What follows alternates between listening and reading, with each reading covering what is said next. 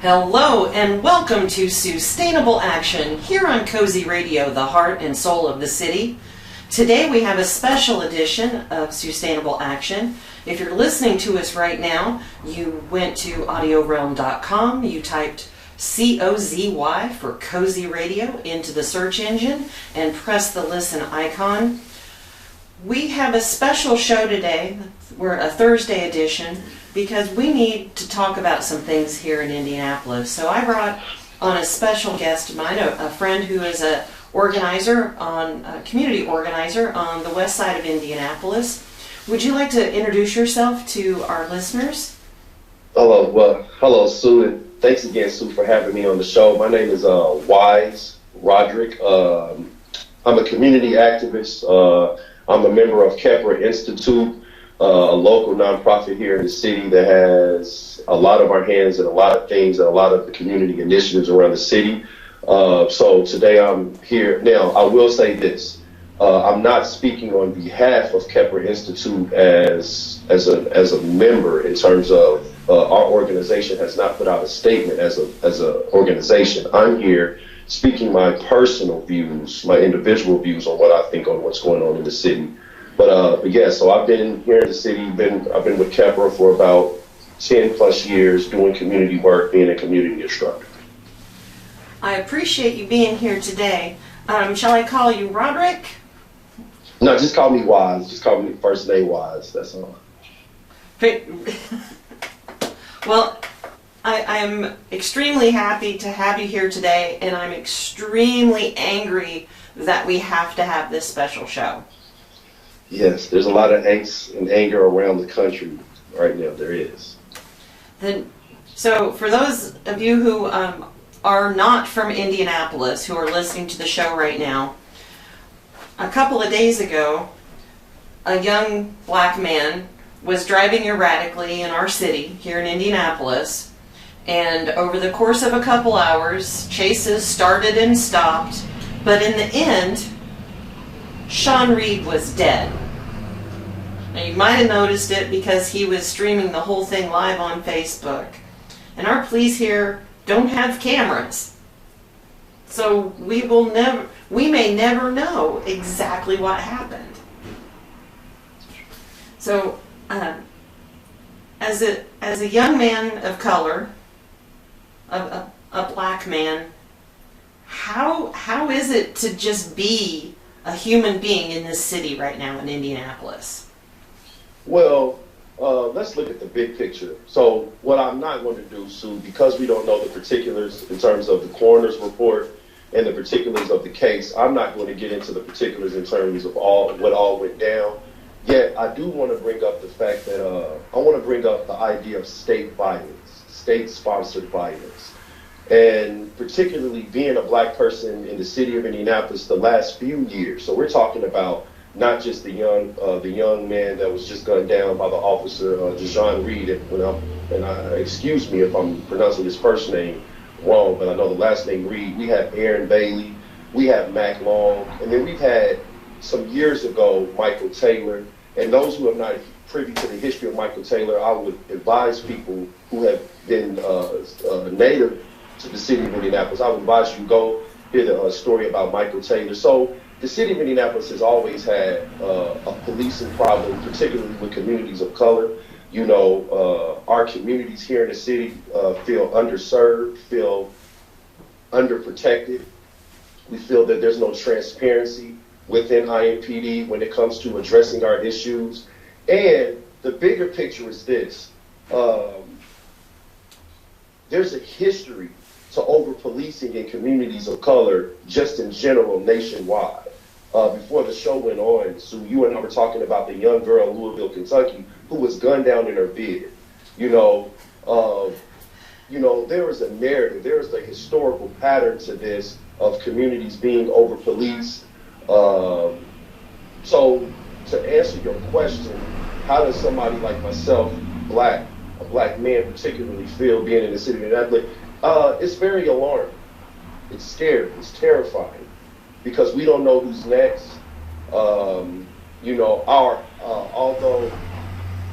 Although Reed was driving the car erratically, there was a court system to deal with that. At the end of the day, the young man should not have been gunned down. We should talk about excessive force. And then, if people notice that the tail end of the video that the young man was aired before he was gunned down, there was an officer who made a very disgusting and irreprehensible remark regarding that it was going to be a closed casket. See, Sue, that is the attitude that police officers nationwide, not just in the city of Indianapolis, you know, this Indianapolis is just a microcosm of the macrocosm of the big. Agreed. You know? Agreed. So the reality is that this is a nationwide problem. This is not just a problem here in Indianapolis. So, and somebody brought up to me the other day, but the officer was black. See, that's the problem, is that because you had a black officer, that doesn't mean that that black officer has the same values or ethos that that community of color has. A lot of times, officers who are of color, who are a part of law enforcement, a lot of them are tied to this idea of what you call the blue wall of silence. Yeah. And I will advise people to go look up what the blue wall of silence is. So what it really is, Sue, you have good cops protecting bad cops, and that's it. Good cops protecting bad cops and not speaking up for fear that I might be ostracized. I might feel isolated at the job. So the reality is, though, Sue, is that we're talking about state-sponsored violence. We're even talking about the vigilantism that took place in Georgia back in February with the young man, I think his name, Ahmaud Arbery, Yes. who was just gunned down just for jogging. So let's think about this, Sue. We're gunned down for jogging. We're gunned down for going to get Skittles and something to drink. We're gunned down for just walking on the street, not the sidewalk, but on the street. And then we're gunned down in our sleep. So then we're gunned down when we're trying to go grocery shopping. So to ask me how I feel, I mean, this is a very terrifying moment and it's always been terrifying. Hey, let's add one more layer to this. Yes. Face masks for COVID. Oh, and that's, and let's talk, and let's talk about the idea. And what is your, and you bring that up, what was the connection to that, Sue? Well, when I understand my white privilege, because I get to wear a bandana for a face mask. I haven't had to buy one. I haven't had to sew one. I wear a bandana because I am an older white woman. Mm-hmm. So nobody's going to shoot me for walking into anywhere wearing this bandana and my little sporty hat. But if I was a 20-something-year-old black man, I'd have to come up with a medical face mask. And that is it. Policing, and that's another thing with policing communities of color. I've always said, they're basically policing in an attempt to police our behavior. Police us to get along and to assimilate what the dominant culture is and what is white supremacy. And we have to call that out for what it is. And that's what it is, the dominant culture of what you call white supremacy. And those who believe in the power of whiteness, because my skin is fair, I'm right, and I'm white. So in terms of that, you are absolutely right. It was just a case where in New York, one side of the city, police were handing out masks, but then on the other side of the city, where it was predominantly people of color, police were arresting people. Right, writing tickets, arresting them, writing tickets. So let's go even deeper to this. So COVID-19 has just exposed the ugliness of America inequality.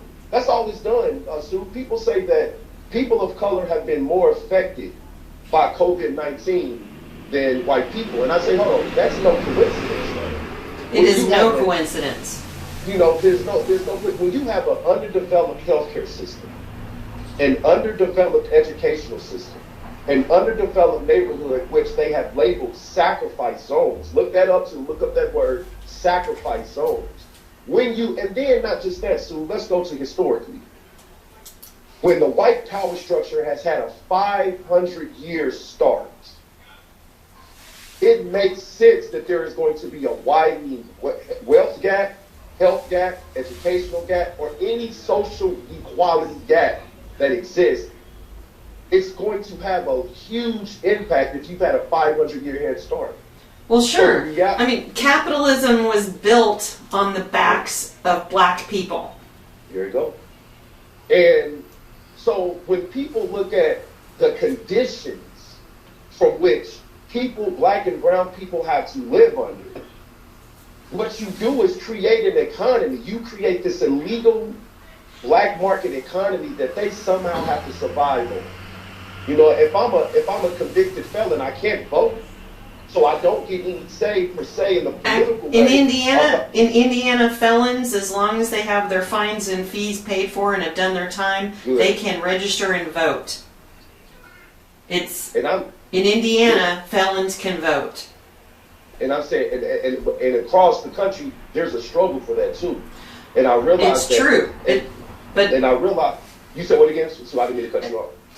It's true that there's still a couple of states that it's true that felons can't vote, but you pass the laws, you get it in there, and then they don't tell people about it. There it goes. And that goes, and then another thing goes, Sue, that's tied to, and then what I was bringing up earlier, Sue, the transparency. Where's the transparency at?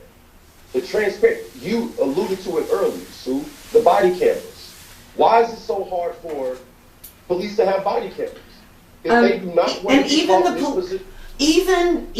the police union in Indianapolis has been asking for body cameras. I've heard, and I've been wondering why they're so, and which leads me to believe that if they're not going to go through with the body cameras, then honestly, Sue, I see no reconciliation, no making amends with communities of color. Because what communities of color ask for is something simple: justice and clarity with that justice, transparency with that justice, answers with that justice. And if you cannot provide communities of color those things when something tragic like a gunning down of one of their young black residents, I mean, then where do you start from? You know? And far too often, too, communities of color have found themselves in this situation. So we're left to go protest. You know, and then when we do go protest, we're met with a more vitriolic reaction by law enforcement because we're exercising our First Amendment rights. And yet, this vitriolic reaction is contradicting and counterproductive because you won't allow us to express our anger and our angst. And let's go a little deeper into that right now, Okay. because one of the things that really, really super irritated me about the AR-15 people, Yeah. white people showing up and filling a state house Yes. and walking away from that when First Nation people were protesting peacefully without arms to protect their water, they got spray hosed, rubber bullets, dogs set on them. So those people of color on their own sacred land were abused by the establishment, but white men can show up fully armed and occupy government spaces and not get arrested. But Sue, Sue, I'm glad you brought that up. Now, what you just said, two different Americas. It's two different Americas. Two different dichotomies there. The first, you said how white men who are privileged can walk into state houses and demand that they get on the legislative floor in the Michigan State House. Because this happened, because I know one of those protests with the armed militia was in Michigan. And to me, Sue, that speaks to white ideology, white power. They're upholding the white power structure. So that has to be seen, it has to be heard, and it has to be dealt with in a non-conflictive way. But when you go to the First Nations, they're bringing up an ugly past that paints the white ideology very, very, it paints them in a different light that they don't want to be seen, either. And on top of the fact, though, Sue, they're the other. They have no access. They have no say. We've made sure that their lands have been taken away. We've confiscated their lands. We've made sure that we have we make sure that we've muzzled their sacred traditions, their sacred language. Matter of fact, we put them in boarding schools to assimilate them so they can get rid of culture. Exactly. People don't understand that Native Americans, their First Nations, could not practice their own religious, the way they pray. They were banned from it until after the Freedom of Religion Act in 1967. Yes. 67. Now, hold on, Sue. Before you even go to that, you just said the Freedom of Religion Act. Now, this is the key, though. You have a separate act for separate people because in the United States Constitution, as a citizen of the United States, you have a freedom to practice your own religion. And Sue, I tie this to the very fact that when the 13th, 14th, and 15th Amendments were created, giving black people status, the right to vote, and ending slavery, but the last two giving the status of U.S. citizens and the right to vote. Remember, there had to be another act in 1965, 1967 that gave us the right to vote. So what I'm saying, though, you had two different acts that are for two different totally people that they see not a part of the American establishment, if that makes sense. It makes sense to me, and it's one of the reasons I am so mad. I get it. And I always tell people that is one of the hypocrisies about the United States government. Is the simple fact that sorry about that, Sue. That one of the things that angers me about when we talk about politics and the Constitution is that they did not have people of color in mind when they wrote it down. Slavery was a moot issue because some of them were slaveholders themselves. Many of them were slaveholders themselves. So when people talk about everybody has constitutional rights and the amendment serves everybody, that is not true, Sue. That is not true. And we know, not just historically, but we've seen with our own eyes with the recent slaying of people of color nationwide, and not just that, but what the First Nation had done to them. And not just that, when we even go back pre-pandemic, the pipeline conflict that existed, what was it, in South and North Dakota? Where was it at? North Dakota. Even people who were trying to retain their sacred land because it was sacred to them. Now, Sue, if you and I decided to throw a protest anywhere the Civil War was a memorial land, they would have all our problems. We will be destroying and defecating white ideology, white male superiority. That's what we would be doing if we decided that we were going to go to a land that was deemed by them sacred, and we said, you know what, Sue and I are going to dig for oil. We're going to do this with this land. We're going to turn this into a nonprofit organization. They will have problems with that. And I'm saying that because we live in a culture where the dominant society has put value on what's sacred to them. Well, we're still litigating the Civil War. There you go. There you go. You know, I tell people after the Civil War, the thing about after the Civil War, people, you know, I criticize, this is what I say. People call Lincoln the great emancipator and forward thinking of black people, and I challenge that. And you could go back, and Lincoln had very, very, not disturbing thoughts, but he had suspicious thoughts on black people. He had kind of it was a conundrum. He was a quandary when it came to black life. But after Lincoln gets assassinated, you have what you call Reconstruction, which is a debacle for black people. Yet there were some successes, but ultimately, Reconstruction ends because, again, white people, those who consider themselves white, cannot see black people in control and conducting and dictating their own lives. And they had the wealth there you go. To shape the future of our country. And with that being said, is And with that, and there's great books. And at the end, so I would try to give your listeners some books to check out that talks about, you know, white wealth and black underwealth, you know, something like that. But with that being said, because they do have the resources to shape the dominant culture, over policing is one of those dynamics. And we talk about the history of just policing in general. So that goes back to 1794 and slave patrols.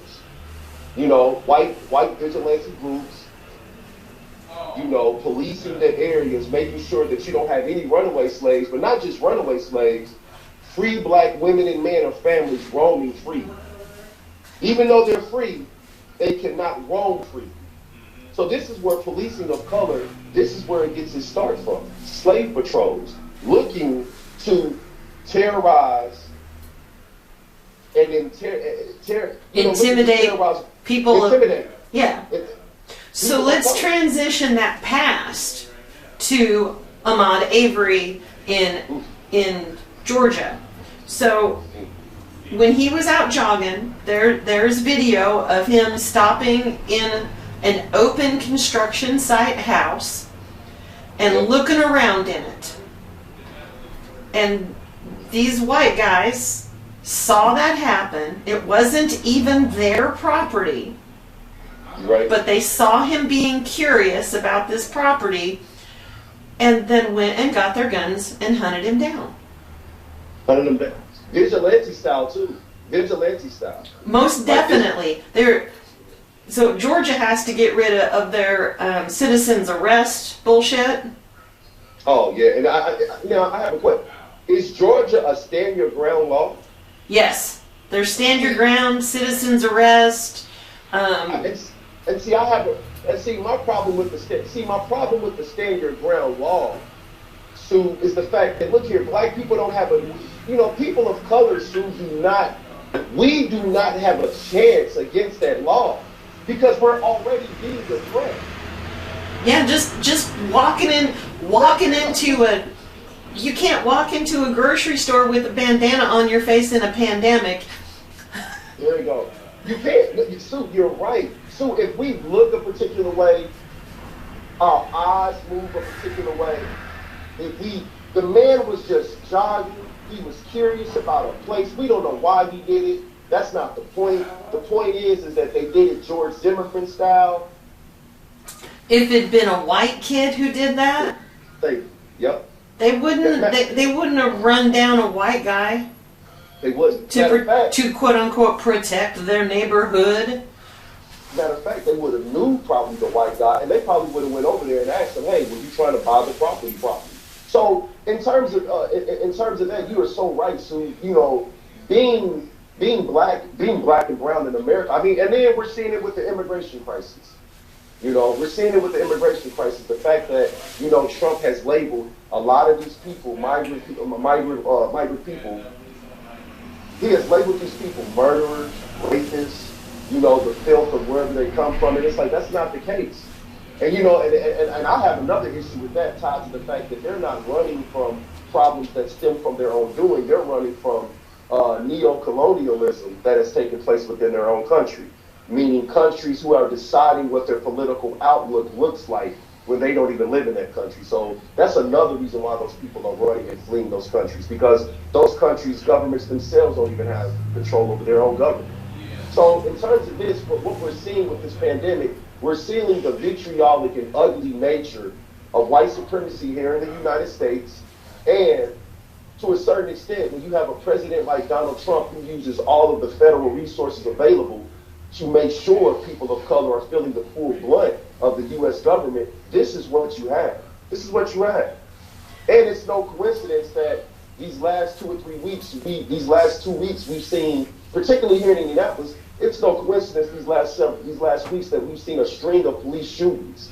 And I tie that to the pandemic, that people want answers, people want to get back to some sense of normalcy, but yet at the same time, those people feel like they're not being heard by their government, by their council, by political offices. So, well, here I'm gonna cut in here too, because tying it back into all the protests, folks were protesting Mr. Reed's slaying by the police whether, like I said, we don't have cameras, so we will never know exactly what happened.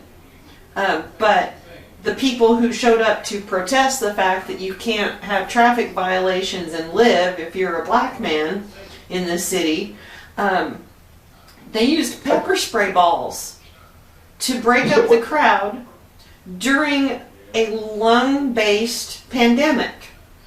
So if any of the people in that crowd were recovering from COVID, they could have killed protesters. Yeah. But they didn't. I mean, I had activist friends on the internet begging for people to be calling the police stations and asking them to not use pepper balls in crowds during a lung infection type pandemic. And from what I've heard about that, now the fact that did happen, the fact that the officers did use that at a peaceful protest, I mean, that's another problem. See, that's the thing though, Sue. That's the thing, Sue. No matter what angle we take this, we're always going to find conflict with them. They're always going to find a way to push us over that, and that's what it is. Communities of color have been pushed over the edge when we protest, when we express our anger, our frustration, and our disgust with the system. They still do things to push us over the edge to try to get underneath our skin. And protesting, really, Sue, protesting is one of the main things we use to express our frustration, our angst at the system. And on top of that, the fact that a lot of the pepper spray was used against young people, from what I heard, you had a lot of young people in that crowd, which is a good thing. Somebody asked me the other day, what did I think about the protest? And it wasn't you. Before you asked me the question, I told them, and I said I thought highly of the protest, because I think when people protest, I think that's a learning experience. It's a baptism by fire, and you start to get clarity as to what your issue is about, what it is that you're really angry and frustrated about. So protest is the first stage of expressing that anger. After you protest, now it's about strategizing and organizing the next protest, but doing it in a way where you're more clairvoyant in what your stance is moving forward. So in that sense, I praise the protesters out there who were genuine in terms of wanting to get answers in the young man Reed's death. Yet at the same time, I thought it was appalling that pepper spray was used in a peaceful protest. So that's what I said about that. So we have, I'm going to take a moment. This is Sue Spicer with SusStainable Action here on Cozy Radio, the heart and soul of the city. I want to thank everyone for being with us today. We're discussing basically racism in our city of Indianapolis, a little bit of the country. I'm here with Roderick Wyse. He is a community organizer, activist on the west side of Indianapolis, a black man. I'm a 56-year-old white woman, but I also happen to be a lesbian, so I understand what it's like to be demoted from privilege. Demoted from privilege. That's deep, Sue. That's deep. But I also, until they realize who I am, I get to see how white women live that privileged life. And, on the internet they call them Karens. Yeah, I get it. And, it just drives me nuts. I personally have to, I work through white shame because I'm powerless in many senses. I feel powerless to be able to help my black and brown fellow human beings, my fellow Americans, live an equitable life. Well, I will say this, Sue. This is what I will say, Sue. So, Sue, I have a friend by the name of John F. Lawford, who again is a community organizer and educator in the city, and he's like my teacher. Sue, I think what you're doing with this show, I think that is more than enough. And the reason why I say this, Sue, because you have provided a platform, a voice for people of color to come on and express, what they actually feel about their own city. So on one end, I praise you, Sue, and I applaud you for being able to have a platform for me to be able to come on and express my views as a black man, and most importantly, as a black parent. Sue, I think the fact, Sue, that you are very reflective of your privilege as being a white woman, and you recognize how that privilege is taken away as soon as people see, oh, she's a white lesbian. So how much value does she have now? I applaud you for recognizing that, but yet at the same time, Sue, you are what I call the John Browns of white people out there who are willing to put their white privilege on the line to help people of color. And that's important, Sue. That's important. Because the reality is that we live in the reality is this idea about race is a social construction itself. Absolutely. Nobody literally goes around thinking of themselves as a black person or a white person. We have names, identities, ethnicities, and cultural values that give us value besides a color.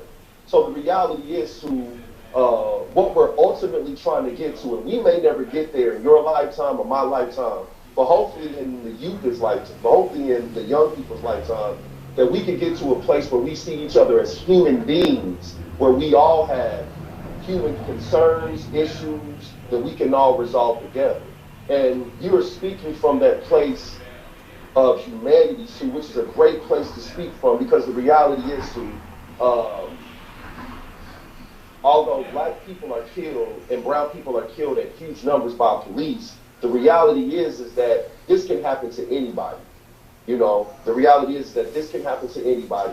Law enforcement is just not, and that's not to say that, and I'm not trying to absolve law enforcement anywhere around the country of their slaying of young black people or black people in general. What I'm saying is that the reality is that we're ultimately trying to get to a place where we see people as human beings. That's the point that I'm making, is that we see people as human beings, and it's important that we value each other as human beings, because that's the only way we're going to get over. I was telling somebody is that, if white people had a mind, if white people, particularly that white power structure, had in mind to eradicate all people of color, they still got another issue to deal with themselves, climate change. So the reality is that there are bigger issues that we need to focus on, not just the police killing of young black people, but how our communities look like after this, dealing with climate change, dealing with lack of healthcare system, dealing with lack of education. How do we serve our community? Because that's the ultimate thing. If police are not going to serve us, how do we serve ourselves in these communities? What do we need to do as a community to serve ourselves? And I say that with saying is that you don't need to just be just black to help black communities. Oh no. Everybody needs to be out here. Everybody, no matter what they see when they look in the mirror. Everybody needs, because the problem is, Sue, what I found out, white supremacy is just as detrimental to white people as it is to black people. There's two books that just recently came out. One called Dying of Whiteness and another one called Tightrope. And what it ultimately talks about is how you have a group of white people who advocate policies and ideologies that are detrimental not only to their health physically, but detrimental to them psychologically and emotionally. So what we have here is that whatever purpose is being served through a racist agenda, it's killing us all off as human beings. And one clear evidence of this is climate change. Climate change is going to be the one thing ultimately that defines our human existence. And then on top of the fact that we now have this pandemic along with climate change. So now you have an earth who's in flux along with a pandemic, along with racist ideology and behavior. You just have a bad concoction. We have this thin layer of super rich white people, white men. Yes.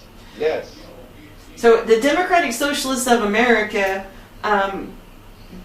it's not just we as organizations believe that it's not just a race war, it's a class war.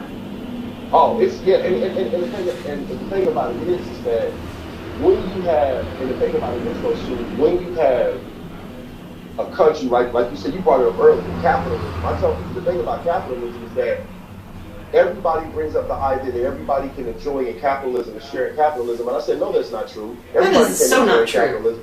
No, they can't. You No, know, they can't. capitalism is a controlled market. It's a controlled economy, and those who have access to play can only play. And on top of that, those who agree to the terms of capitalism can only play in.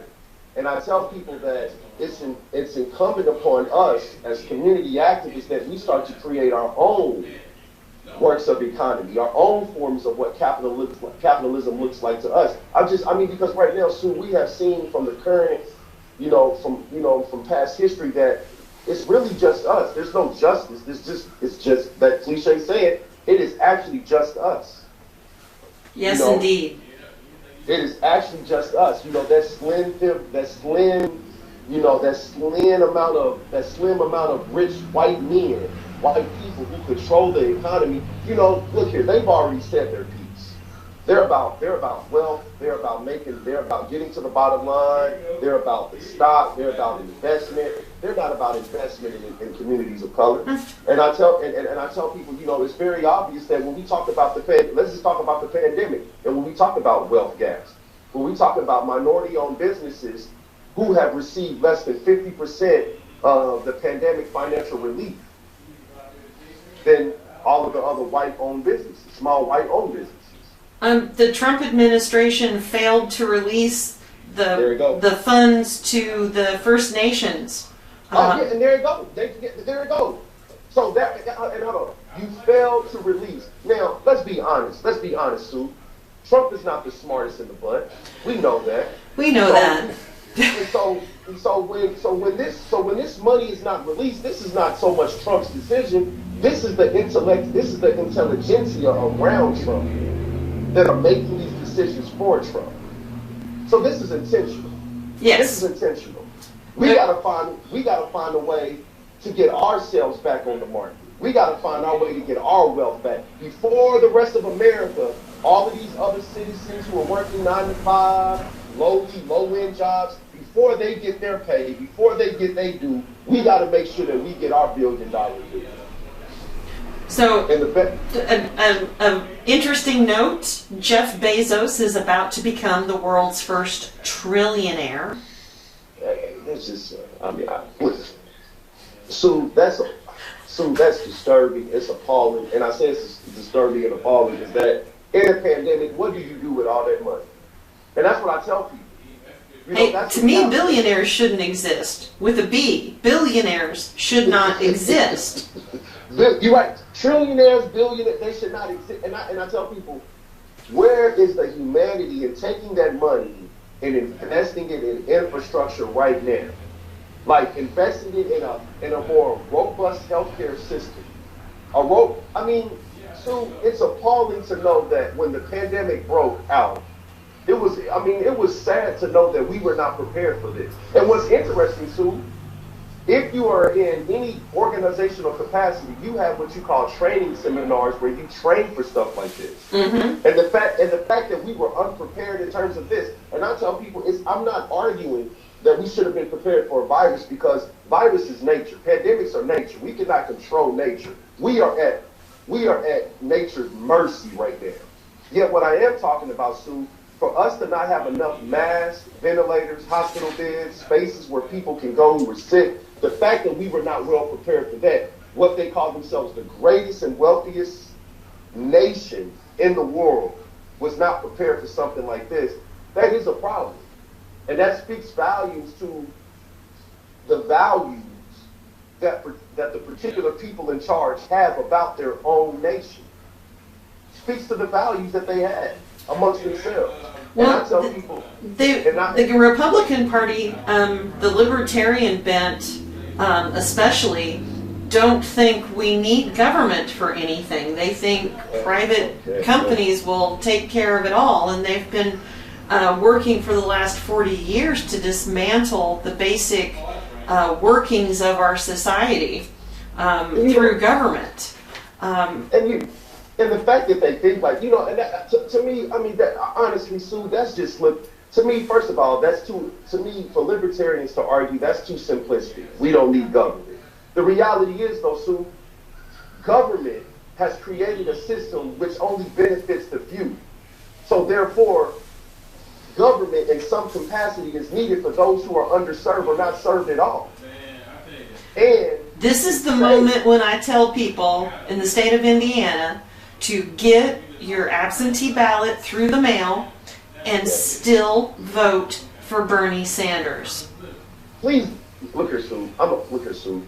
It was because of a parent at school that put me on to you. I'm a huge Bernie fan, so I'm gonna be honest with you right now. I was totally disgusted and appalled as to what the Democratic Party did to Bernie Sanders. First I want to say this. Congratulations to Bernie Sanders in the way he has handled this. He has handled it with class. He has handled it with grace, because there are a lot of situations where I would have let loose on the Democratic Party in terms of in the way that they did that to Bernie, and in terms of Bernie was actually speaking about the future of young people.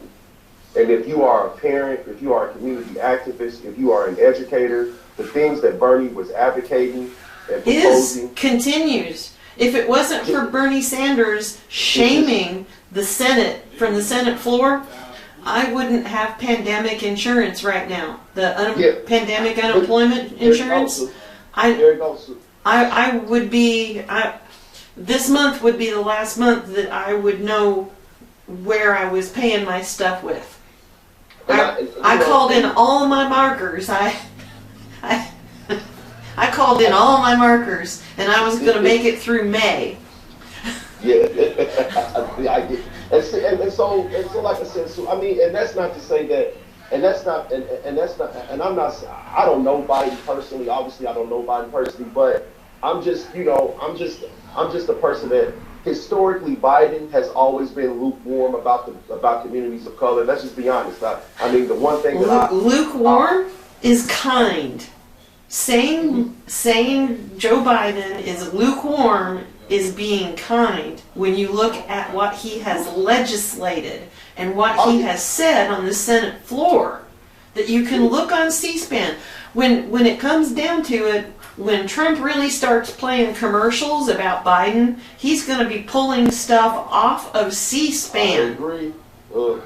And on top of that, I always revert. The one thing that people can, in recent memory, can go to is the 1994 funding. Oh yeah, it's bad. I've watched the footage. It's bad. It is. I don't understand why Representative Claiborne says we know Joe and we know what Joe's going to do for us. I'm like, you know him and you're still saying vote for him? I don't get it. Now, so I'll be honest with you. I'm not a political savant, but I'm not an idiot to the political arena. And so what I would say is, Claiborne getting on there, that was desperation. I mean, Biden was drowning. He needed a life raft. They threw him one. Claiborne gets on out there, and he gets it, and then all of a sudden he starts climbing in the polls. And I tell people, because Claiborne advocated for him, I was telling a friend of mine, he does not speak on the Claiborne himself, does not speak on behalf of all black people around the country. And I said, Claiborne is only speaking for a particular constituency that were tied to Bill Clinton years before. I said, what you have now is a new rising constituency of young black and brown voters who see the vision of Bernie. And I said they often don't get talked about in the political arena, and they often don't get the support and the voice that they need to, to express and exercise that vision. So in terms of Claiborne, when you made that statement that we know Joe, I was very, very disturbed by that. And on top of the fact that I'm skeptical that this idea of what you're a political savant. What is that idea that they're talking about they really don't want to change, but they want to keep the status quo. And it was a phrase going on out there at that time that Klobuchar, Warren, like Klobuchar, not Warren, but what was the name? They were saying that we don't want a revolution. Yeah, moderate. There we go. They're moderates. But here's the key thing to break this down, where this race is and why it happened, the political race for president, is we had one candidate who was not beholden to the corporatocracy. There's one candidate who was on our dime, and he wants to get the money out of politics, like most Americans think that there's too much money in politics. But the mainstream media, the corporate media, it is not in their financial best interest. So you have billion-dollar companies with millionaire talking heads telling you whatever they have to, telling voters whatever they have to in order to stifle Bernie's campaign.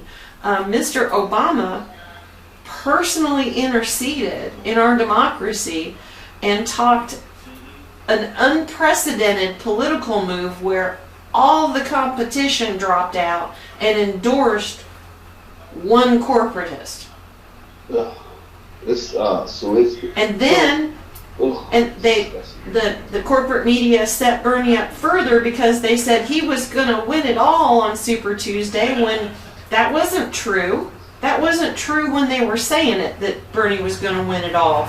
So when Biden won all of the red states that won't be blue in November anyway, when Biden won those states, Biden has all the momentum.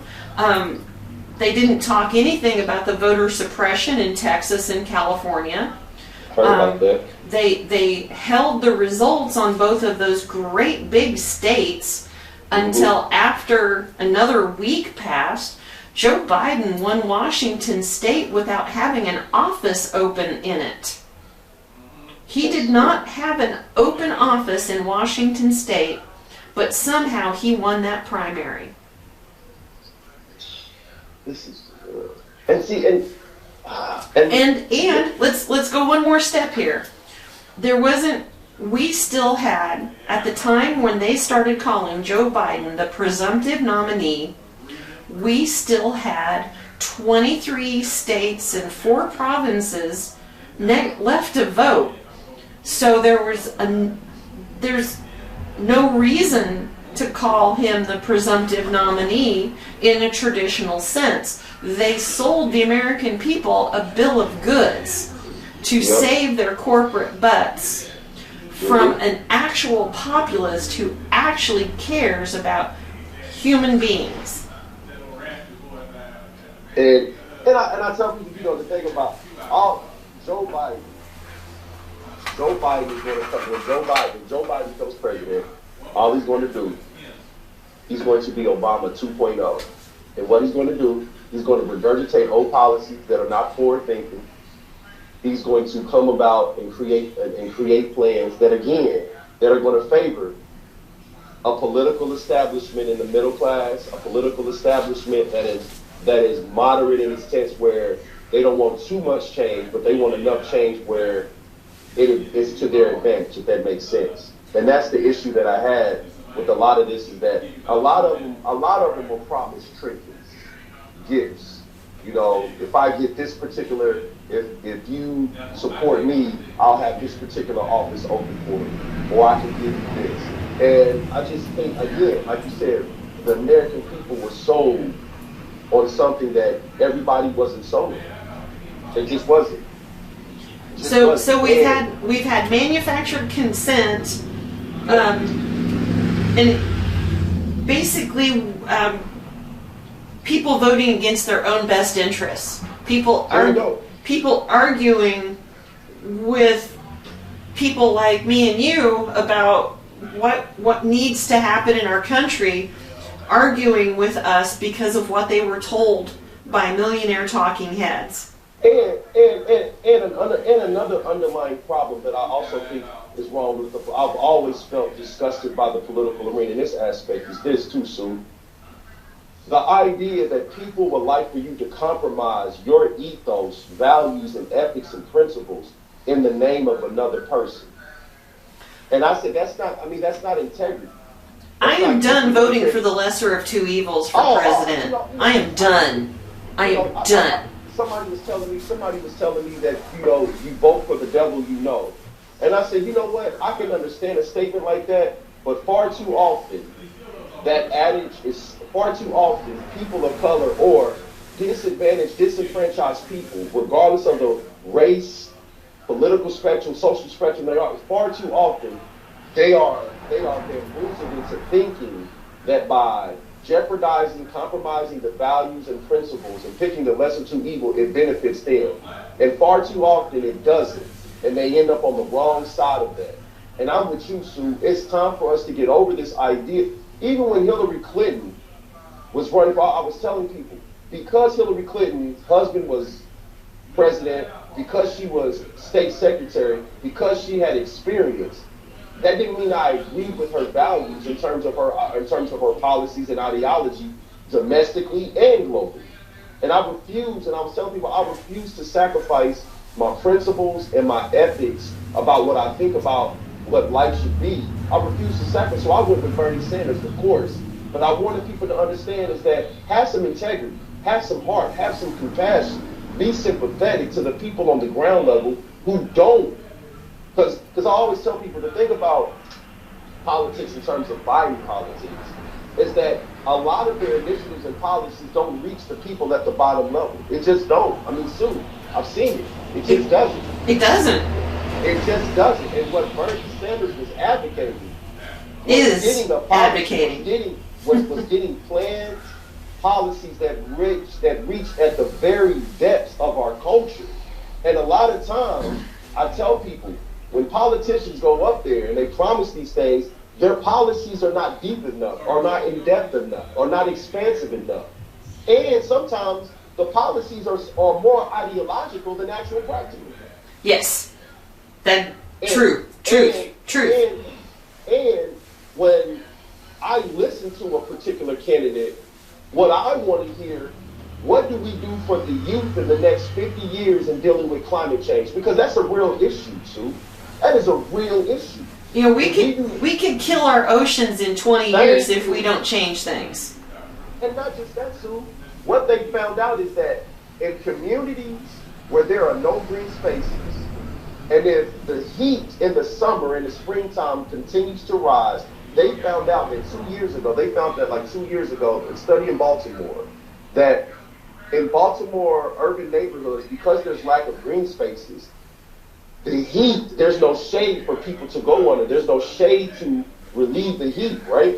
So what happened, people's schizophrenia was acting up, asthma was acting up, people were having underlying health problems. So we know that climate change is tied to underlying health problems.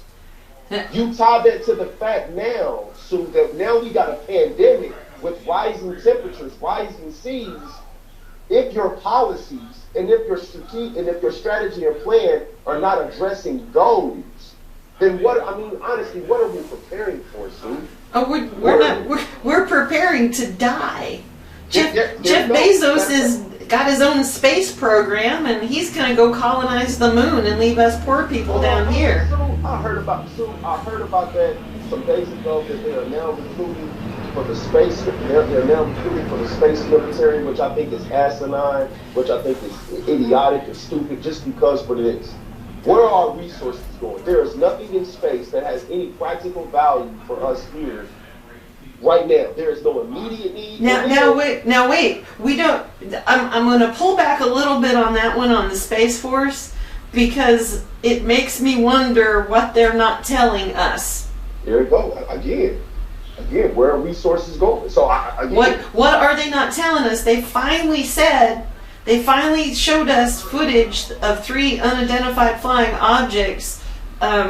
There's actually a protocol in our Air Force and in our military planes have a protocol now Yeah. So I don't know. I'm holding thoughts on Space Force and wondering what they're not telling us. But we have plenty of money. We just let the rich people take it all. That's so true. We let them have their playground. That's what it is. I'm not going to argue against Space Force. I'm going to argue for let's tax the rich before people eat the rich. Oh, we got you. And I'm Sue, with the protocol, are there, from what I heard, the military, if they get images of UFOs, unidentified flying objects, aren't they supposed to allow the public to view that? Is that the new protocol where they allow the public to view, or? No, they don't have to. No. Okay. But this particular footage made its way out into the public sphere, and then the military admitted it. They officially released the footage. Interesting. So I'm, like I said, I don't know what to think about it in terms of Space Force, etc. We have like 5 minutes left. We need to let's roll this back around to why we're here. So we need body cameras on our police. We need no more excuses. I want there to be a penalty. If something bad happens and the camera is off, I want that officer discharged. You have your camera on when you're dealing with the public. Yes. Now I understand there's moments like when you're talking to your informant, or you're talking to a rape victim, where the camera not being on at that instant in time. I'm not saying the officer has to keep their camera rolling 24/7. I don't want to see the back of the bathroom door. Okay? But if they're not doing one of those specifically private things, they need their camera on. Or if an incident goes down, they don't work for the police department anymore. They're done. We need that camera, because I've seen this cameras be on people in different cities, and when this shit happens, oh, their camera wasn't on. No. Yeah, this is true. No. Camera off, they're off the force. You don't get to shoot somebody with your camera off and still have a job. That seems reasonable to me. Those are the type of things that if I worked in a factory and I had there's a specific thing that I'm supposed to be doing in that factory, and it doesn't happen, they get to fire me. This is true. So, I have a lot of love for my protect and serve. I admit it. That in my personal life, I've had more good interactions than bad interactions. Yes. I have had both. My mom actually taught me how to deal with a police stop. Mm-hmm. And I still practice those techniques. I pull over, I shut my vehicle off, I get out my license and registration, I leave my glove box open so that they walk up and I'm like an open book, and my hands are on 10 and 2 on the steering wheel when they walk up. My windows are down. I make it easy for them, because it doesn't. They could kill anybody now. This is true. But so, and personally, because I kiss ass at police stops. If I'm pulled over, I'm kissing butt. I am. I apologize to the officer, saying I am sorry that I did something that made you feel like you needed to pull me over. Because I don't, they risk their lives pulling people over, on the interstate, and I'm talking to the good public servants who are just trying to do their job and keep us safe and keep. I understand keeping crazy drivers off the road. I don't understand shooting them. Yeah, and Sue, and what I'll piggyback off what you said earlier before I head out. So this is what I've said, Sue. I agree with you to piggyback what you said. I respect law enforcement in the context that we do need police. We do need policing in neighborhoods. You know, a lot of us are not police. A lot of us don't see ourselves being police. So policing in neighborhoods, law enforcement, they do have value. They do protect and serve, what their motto says. The only thing that I have is that because you are law enforcement, you are not above the law. So going back to what you're saying, body cameras, there should be something to count. Body camera. And if that body camera does go off, there should be a high consequences. There should be consequences for that. Also, too, what I want to bring up too. So I have respect for police officers. You do have good police officers out there around the country, and also in the city that wants to help the community. So I do acknowledge that. What I'm actually upset about is that we have a lack of transparency and a lack of accountability with law enforcement, not just here in the city of Indianapolis, but nationwide. That's what I would like to see get better at. Also, another thing that I would like to address is that communities of color, they feel, a lot of what they go through are not so much of their doing, but so much of what's been done to them and them trying to figure a way out. And I think it's important for law enforcement officers to understand historically what communities of color face, and not just that, but I think it's important for officers of color to understand that the badge that they wear has not always been friendly and kind to communities of color, and they need to keep that in mind. That this has not always been an amicable relationship. It's not always been an equitable relationship. So in terms of that, I think that needs to be known for officers of color, black and brown, that whatever neighborhoods you're policing, remember, you're not seen in the most positive light. So how do you yourself as an individual or individuals get seen in the light where people can trust you? Because right now we're at a state of distrust, mistrust, and we've always been there. So I think it's important that they understand that that badge has not always been the friend of communities of color.